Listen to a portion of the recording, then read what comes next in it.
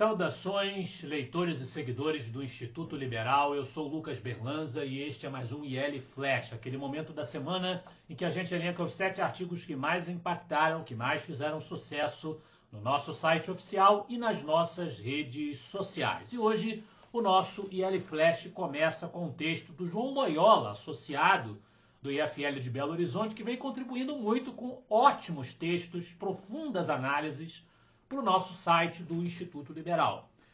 E o artigo dele que entrou na nossa lista de hoje é o artigo Como STF, Executivo e Legislativo restringem a liberdade em nome da democracia.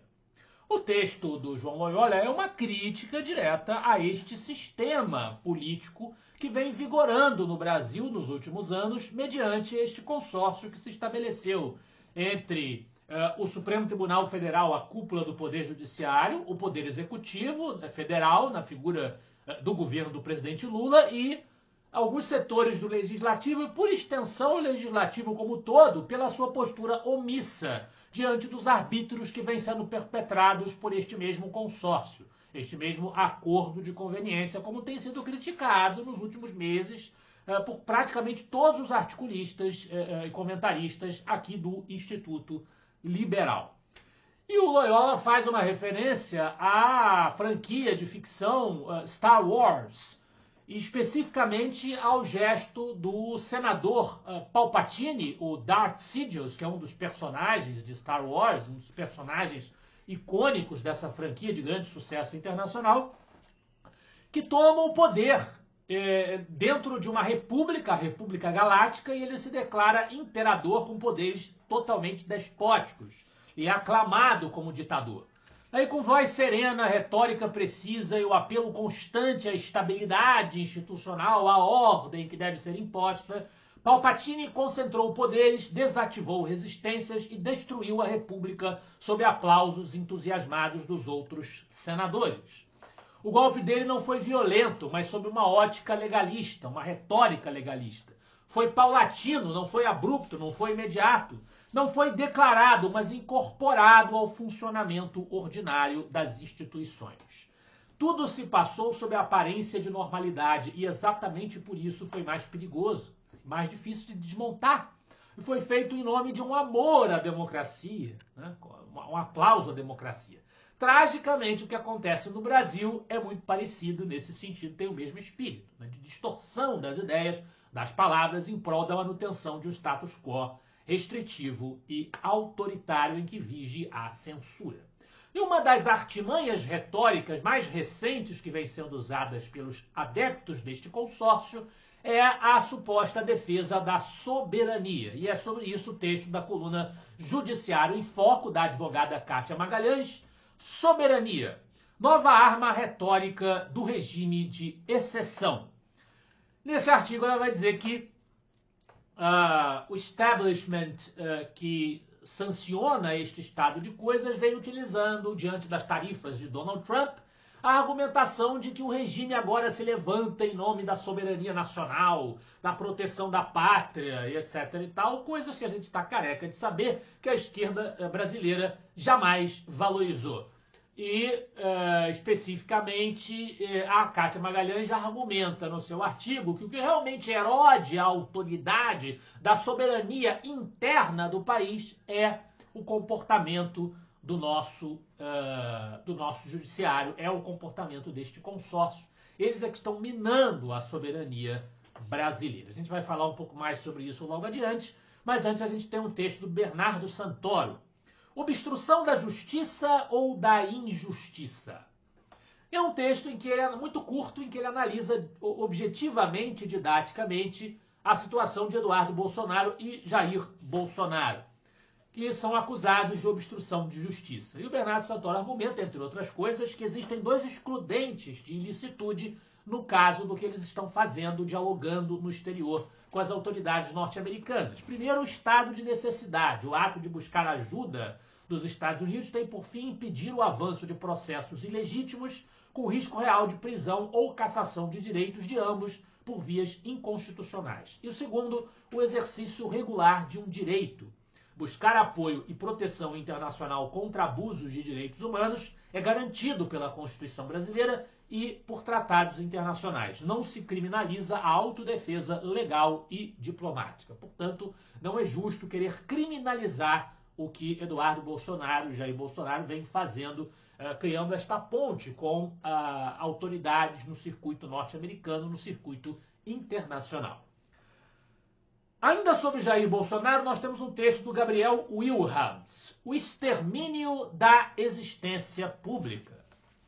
Nesse texto, o Gabriel Wilhans sustenta que nós estamos objetivamente diante de uma tentativa de aniquilar a figura pública, a existência, a presença de Jair Bolsonaro nos registros da internet, nos registros virtuais, né? Alexandre de Moraes inaugurou no Brasil o que o Gabriel chama exatamente de extermínio da existência pública ou aniquilamento imaterial. Ele não está matando o Bolsonaro fisicamente, concretamente, objetivamente, não está torturando, mas ele está querendo destruir a sua existência pública, impondo uma decisão, as tais medidas cautelares que Alexandre de Moraes adotou, que basicamente impedem que registros audiovisuais, menções ali, declarações de Bolsonaro sejam veiculadas pelas redes sociais, quaisquer redes sociais, o que inibe os próprios veículos que se dispusessem, porventura, a fazer esta veiculação. Então, é uma censura seletiva direcionada às redes sociais, direcionada à internet e que procura fazer com que a figura de Bolsonaro seja exterminada da ambiência virtual, onde hoje praticamente tudo acontece. Então é quase como se fosse uma morte mesmo simbólica do personagem, o que é um absurdo que não é previsto na legislação brasileira. Agora, falando de governo Lula, nós temos um texto do professor Alex Pipkin. Na verdade, 2 artigos do professor Pipkin em sequência. O primeiro deles, A Vergonha de um Presidente e o Orgulho de Ser Judeu. O texto fala, um protesto, né, do professor Pipkin diante do gesto de Lula, um presidente condenado por corrupção, reincidente na demagogia, no populismo de esquina, que protagonizou mais uma infâmia diplomática, nas palavras do professor Pipkin. Retirou o Brasil do quadro de países signatários da Aliança Internacional em Memória do Holocausto, o que é obviamente uma ofensa a toda a comunidade judaica, não apenas brasileira, mas mundial. Ainda de autoria do professor Pipkin, nós temos o texto Os Estados Unidos consideram que há algo muito errado com o poder no Brasil. O texto dele fala da ofensiva norte-americana, a ofensiva tarifária, a ofensiva em sanções individuais, como o cancelamento de passaportes, de vistos americanos. E ele diz que esta ofensiva não é à toa, ela não é improvisada, ela não é personalista, que ela é movida por interesse, por uma agenda geopolítica nua e crua que faz com que o Brasil entre no raio-x da máquina imperial. Evidentemente, diz o professor Pipo, que não foi pelo aclamado chachado diplomático de Lula, nem pela presença honorária de Gleisi Hoffmann nas entrevistas internacionais. Também não foi pelas preces progressistas do senador Randolfo Rodrigues, que com ares de humor institucional recomendou aos ministros do STF que visitassem as praias afrodisíacas do Amapá. Ainda tem Paris, porque o Brasil virou isso, uma tragicomédia internacional. Mas vamos ao que importa. O recado de Washington foi claro. Os Estados Unidos consideram que há algo estruturalmente errado com o poder no Brasil. Eles sabem, eles viram, eles mapearam e eles, como sempre, agirão como se fossem os donos do tabuleiro, porque em boa parte são mesmo. Então o Brasil tem que ter um senso de realismo, de entender a sua posição no cenário internacional, em vez de querer ficar se afirmando com bravatas, como o governo Lula tem feito. Infelizmente, nada indica que esta situação será retificada. Ainda sobre sanções, na liderança do IL Flash de hoje, mais um texto do nosso ex-presidente e conselheiro superior, Bernardo Santoro. Sanções internacionais são reconhecimento de soberania, não o contrário. Qual é o argumento básico que o Bernardo faz aqui nesse artigo? O conceito de soberania aplicado às relações internacionais se refere à autoridade que o Estado tem sobre o seu território. Ora, ao contrário do que a esquerda, do que o STF, do que os defensores da juristocracia, os defensores do governo Lula têm alegado, quando os Estados Unidos impõem tarifas protecionistas, sanções tarifárias em relação às exportações brasileiras, eles estão reconhecendo que existe um Estado soberano, Estado brasileiro, ao qual eles estão impondo essas tarifas, aumentando a dificuldade para a entrada dos produtos brasileiros no seu território. Se eles não estivessem reconhecendo a existência de um Estado soberano no Brasil, eles invadiriam o Brasil, mandariam tanques, jogariam bombas aqui. Ninguém absolutamente fez nada disso, nem fará, nem fará. Portanto, na verdade, as medidas que vêm sendo tomadas pelo governo norte-americano, elas respeitam a soberania do Brasil. Não é a soberania, portanto, o princípio que deveria ser invocado neste momento.